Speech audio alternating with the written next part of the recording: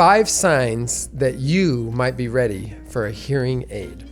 That's a great topic today. 5 signs that you might need a hearing aid.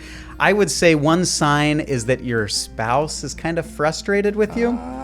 It's pretty common for people to say, I feel like I hear fine, but she says that I don't hear so well. And maybe, your spouse, you spend more time with them than with anybody else. That's true. They notice things about you. And if they're noticing that maybe you're not hearing as well as you used to, that's probably a good sign that maybe you're ready for a hearing aid.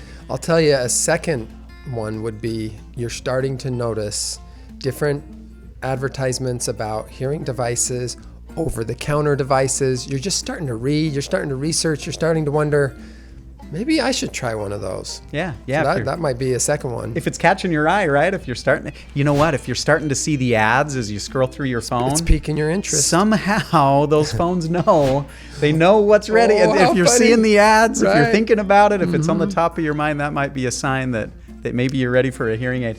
I thought of another one. It has to do with the telephone. Ooh.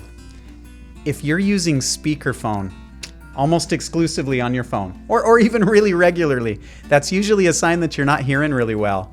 If you're not able to just hold it to your ear and speak on the phone, if you've got to put it on the speaker, that might be a sign that you're ready for a hearing aid. That speakerphone's nice. You get both ears involved, so you have twice the volume, twice the clarity. So if one ear's not cutting it, rolling in ear number 2 is a great idea. And so if you're using speakerphone, I totally agree. Along with the phone, I'm just going to piggyback it. Yeah. Sorry to expound on this, but sometimes if you're noticing that your husband or wife is talking loud and they're getting louder on the phone and you're like, hey, you don't have to yell at me, or why are you talking so loud? So oftentimes as we're losing our hearing, our voice starts to do the opposite. It starts to go up because we're trying to monitor our own voice. We're trying to self-monitor and we're trying to hear ourselves. And so if your voice is getting a little bit louder, kind of along the lines with this whole phone perception, that might be a sign that you're ready for a hearing device. Another one, just really quick with the loud talkers, might be that the person's dominating the discussion. They don't really want to hear too much input from you because they're not hearing you very well. So they are very good at expressing, and they keep the ball in their court, and they're really dominating and controlling the narrative because they feel vulnerable when they're getting too much input from you.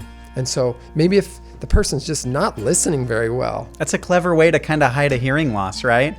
If you're struggling with your hearing, what you do is you just dominate the conversation. Exactly. Because then you never have to respond to anything anyone else is saying. So yeah, that's definitely a sign. Yep. Maybe a fourth sign that you're ready for a hearing aid is that health is a priority to you. Some people, they really want to stay sharp. Right.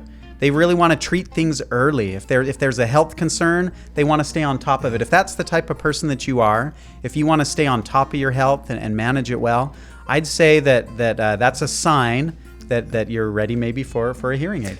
On this health issue, a lot of our patients come in and say, my mom had dementia, or my grandpa had Alzheimer's disease, and they're thinking, I just want a baseline test. I just want to see where I'm at. I don't want to end up like they are, because a lot of individuals, like you're saying, are very pro-health. They're reading about the correlates between hearing loss and cognitive decline, losing sensitivity in the brain, or that degradation process, which is so gradual. And they're just saying, hey, whatever I can do to stay on top of this, I want to make sure that health is a priority.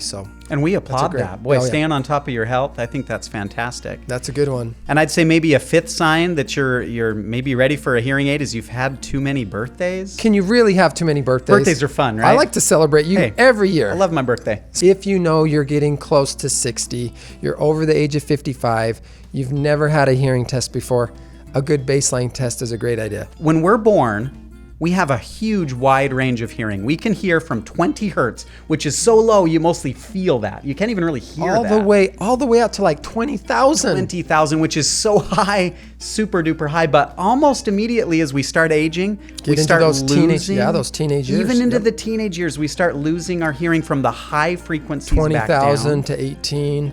And they say that as you're moving through those teenage years, you're already at 12,000. Yeah. You've lost 8,000 cycles of sound.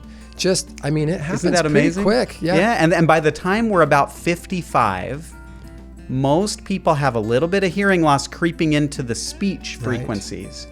And so if you're over 55, you've never had a hearing test before, you probably ought to, because one of our favorite statistics, 80% of 80-year-olds need hearing aids.